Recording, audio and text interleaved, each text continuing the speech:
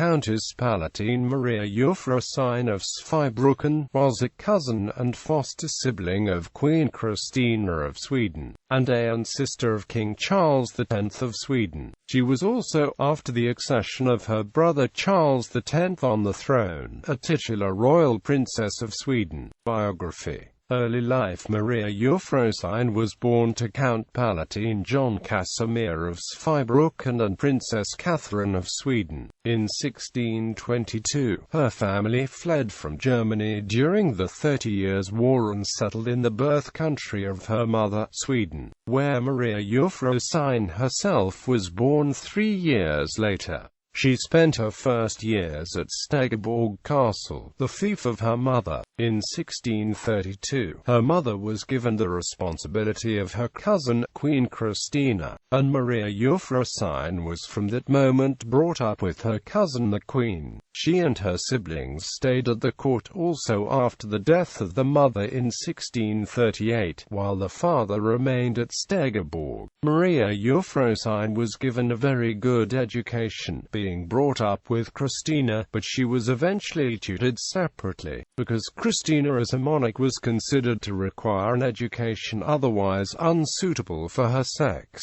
During the reign of Christina, in 1643, she received a proposal from Count Henry of Nassau. According to a letter of Christina, Henry was a rich and beautiful prince who was well liked by Maria Eufrosyne. She left the decision to her father, however. He was uncertain as to whether Henry could support her, and in 1645, after Christina stated that she was fully capable of arranging a marriage for the same status for her relative in Sweden, he denied Henry. On the 15th of March 1645, Maria Eufrosyne was engaged to the Queen's favourite Count Magnus Gabriel de Legardi, and on the 7th of March 1647, she married him in the Royal Chapel of Tre Krona in Stockholm. The marriage was arranged by Christina. Traditional myth has regarded this as a triangle drama. Christina and Maria Eufrosyne were both believed to have been in love with Magnus Gabriel, and in the end, Christina gave up the plans of marrying him herself, and gave him to her cousin with the words, "I give to you what I cannot have myself." A famous play has been written about this drama.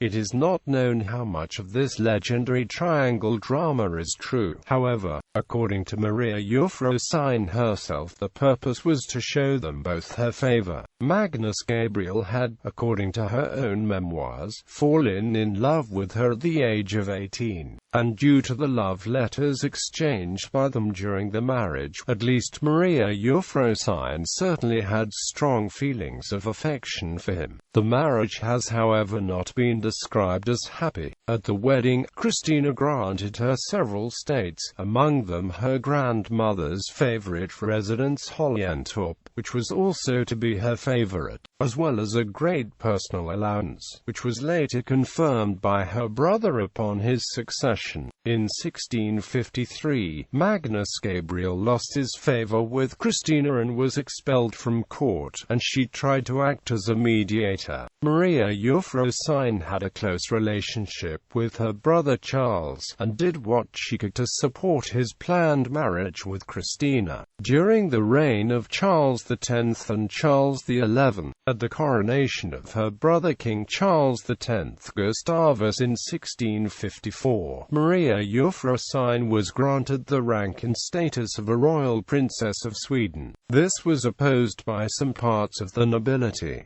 Maria Eufrosyne did not use the title of countess, but was generally referred to as princess. Maria Eufrosyne visited both her spouse and her brother in warfare. She visited her spouse in Germany and, in 1656, in Riga in Swedish Livonia, from where she had to flee again with her courtiers after just 2 weeks when the Russians set fire to the city. During the Dano-Swedish War, She and her sister-in-law Queen Hedvig Eleonora lived at Kronborg in Denmark after it had been taken by the Swedish general Carl Gustaf Wrangel. In 1658, her brother King Charles told her that he wished to make her spouse Lord High Chancellor of Sweden, but she convinced him not to by saying that Magnus Gabriel was more suited for military work. In 1660, she was present at the deathbed of her brother in Gothenburg. He promised her great estates in Denmark, pensions for her children, and told her that he had named her consort Lord High Chancellor of Sweden in his will against her wish. Maria Eufrosyne was very active as a mediator and a spokesperson for supplicants who wished to speak to her spouse or to her brother the king on their behalf. These matters were not only small things, they also concerned women asking her to use her contacts to acquire offices of great political importance for the male relatives. In the same fashion, she acted as a mediator between her consort and the royal house, especially when he was out of favor. At Karlberg Palace, she received her supplicants in a room with paintings of her royal brother and mother, with a door open to the room where her brother the king had slept when he was a guest in her house. Contemporary view was that her spouse had her to thank for his successful career. In 1676, Lisbeth Karlsdotter, a witness in a witch trial inspired by the famous Gavle boy, tried to implicate Maria Eufrosyne and her sister-in-law Maria Sophia for sorcery. This accusation was not taken seriously, but instead discredited the credibility of Lisbeth Karlsdotter as a witness and eventually led to the whole trial being dissolved. In 1680, her spouse fell in favor of her nephew, the monarch, after the death of Johan Göransson Gyllenstierna. She was denied an audience with her nephew without witnesses and had no success in getting her spouse in favor. After she, by using her contacts, managed to get an audience in private with the king, however, she told him that she hoped Gyllenstierna was now in hell, and the result was that her spouse was appointed seneschal. During the great reduction of her nephew King Charles XI in the 1680s, a lot of the property of the family was confiscated by the crown. Maria Eufrosyne was not above using her status as the aunt of the king to avoid confiscation, but she was only moderately successful. In 1685, she was allowed to keep her own personal allowance and her favorite residence Holliantorp Castle, but the confiscation of her husband's property continued undisturbed. Maria Eufrosyne became a widow in 1686. This was in the middle of the reduction. The king refused to pay for the funeral of her spouse, and to stop the creditors from inventorying her own personal possessions and jewelry as well. Maria Eufrosyne was described as religious. She had her German saying, "Gott ist mir alles," carved at a wall at Laco Castle, as well as at a medallion, and in 1681, she anonymously published the German-language prayer book, Der Geistliche Hungrigen Seelen, Himmlisches Manna. In 1682, she wrote her own autobiography, Family. Maria Eufrosyne married Count Magnus Gabriel de Legardi on 7 March 1647.